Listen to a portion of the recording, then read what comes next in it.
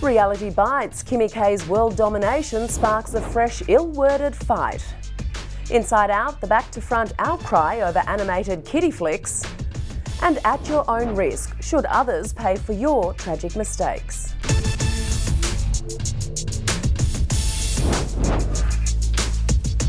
Hello and welcome to Backlash, the show where opinions matter the most and controversy is king. And joining me every week are the women who say it how it is. Rendezvous editor Sarah Lamarquand and news.com.au's Melissa Hoyer. Ladies, as always, such a pleasure to have you here. Let's go straight to our first topic.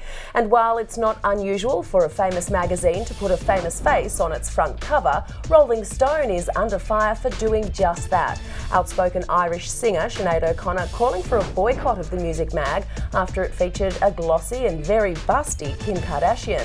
While the reality star is married to a musician, she's certainly not one herself, even despite this charitable attempt.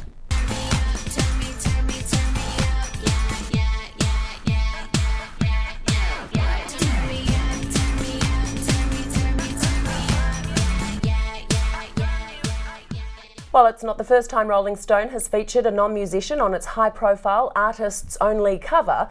The fact it's Kim Kardashian has more than just Sinead O'Connor angry. So, has the music mag officially gone off the rails, as some suggest, or is this the reality of reality sensations? While she's made the rich lists of Forbes and BRW magazine, should we now expect to see her on the covers representing CEOs and business figures, Mel? Well, the thing is about the whole Kardashian phenomena, it is sort of overriding the whole idea of popular culture, and popular culture now encompasses music, fashion, film, television, so much sport, so many elements. I see what Sinead O'Connor is saying. Sinead sees herself as this very worthy singer-songwriter who, as we know, like 25 years ago, had her hit, Nothing Compares to You, and so she is very passionate about her craft and her songwriting. But I think you do just have to get with the times now and realise that, number one, Rolling Stone is going to sell a hell of a lot of covers because of two very large reasons, both featuring on Kim, and because it is now becoming a magazine that is about popular culture. As you said about having the Boston Bomber being a cover person, so many years ago. Sure, there was outrage over that, but this is the new reality of selling magazines, of increasing your circulation, and Kim Kardashian and her clan are certainly part of it. Well, despite using a couple of expletives in her rant, one reply caught my attention in particular, and it was that of Rachel Massey, who criticised O'Connor for calling the woman a C-word. Rachel goes on to say it's vulgar and says more about the person who wrote it than the person it was aimed at. But does it really? And what's the difference between the F-bomb, which was also used, and the C-word? Well, nothing in my view. In fact, I think it's well and truly time we divorce from the sexual politics of words. Sarah, what do you think? I don't know, Moira. I'm uncomfortable with the C word as well. It's not a word I would use, and certainly not a word I would ever put out on Twitter. I think vulgar, that sounds a bit of an admonishment that would come from a nun, so I don't necessarily, I'd say what Sinead O'Connor said was vulgar. I just think it was pretty mean-spirited and fairly out of touch. I am no fan of Kim Kardashian, and you know what? I won't be buying this cover of Rolling Stone, even though, as Melissa said, you've got two very good reasons right there on the front page to do just that. And this call for boycotting Rolling Stone, that's happened. The same thing happened when she and Kanye were featured on the cover of Vogue magazine, and we had a lot of high-profile people saying boycott Vogue. Don't boycott Vogue magazine. If you feel that strongly, don't buy that month's edition of American Vogue, and don't buy Rolling Stone. But they have every right to put her on the cover, and the market will decide. As Melissa said, they have extended to popular culture over recent years. My own relationship with Rolling Stone goes back to high school. When I was in the library, they used to have it, and I used to go and get a copy of it. And I remember not long after I left high school, O.J. Simpson being featured in there, and that was actually where I got a lot of my information about the Simpson trial, was through Rolling Stone. Now again, he was no celebrity. I mean, to even be comparing people like him and the Boston bomber to Kim Kardashian is profoundly offensive. She's just overexposed. And after These all, are she has put a violent song out, people. so she does. As I classify. think you've proven, her musical credentials are beyond reproach. Deserves every second of that cover. Well, watch out, world. The politically correct police are cracking down. The focus this time, Disney Pixar's latest Hollywood blockbuster, Inside Out. Uh-oh, she's looking at us. What did she say? Oh, sorry, sir. No one was listening. Is it garbage night? We left the toilet seat up. What is it, woman? What? It's broccoli. Congratulations, San Francisco. You've ruined pizza. Well, if, like me, you've just failed to see the major problems with what you've just seen, then let me spell them out for you. V-I-L-E, vile, misogynistic, offensive, sexist, psychologically damaging, and the list goes on. That's right, the PC police have nothing better to complain about, so now they're taking aim at kiddie flicks. Well, despite winning plaudits for its mature insights into mental health, a string of child therapists believe Inside Out is transmitting regressive messages into the innocent minds of our children. I always thought it was just more about keeping the adults entertained with things that children didn't even comprehend. Mel, what do you think? I mean, when I sort of watched movies, I guess when I was growing up from the sort of the Disney world, whether it was, Bambi or I can't even remember what they were. Lassie. I don't remember, but even when you look at things like Lost in Space and series that were around when we were younger, nothing out of them has really seeped into my brain, and I've thought, oh my God, they were seen as sexist or repressive or misogynistic, and actually they probably were when you think of maybe the Jetsons and the the Lost in Space mum and father situation.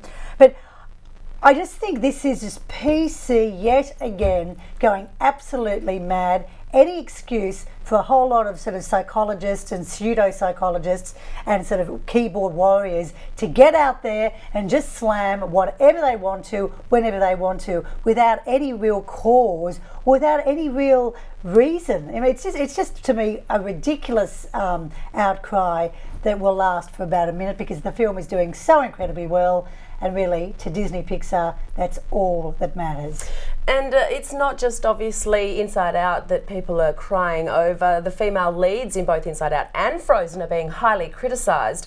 Also the fact that the sad character is short, dumpy and blue, but the joy character is tall, green and slim. Well, both kind of look kind of odd to me, but I'm sorry, I'm officially calling time on first world problems and daring the entire PC police force to put their time into a charity rather than this, because it kind of feels, as Mel said, like you're complaining for the sake of it. Sarah, is there anything really wrong with this film and these weird characters which I guess reflect our emotions? No, there's absolutely nothing wrong with Inside Out. It's just ludicrous.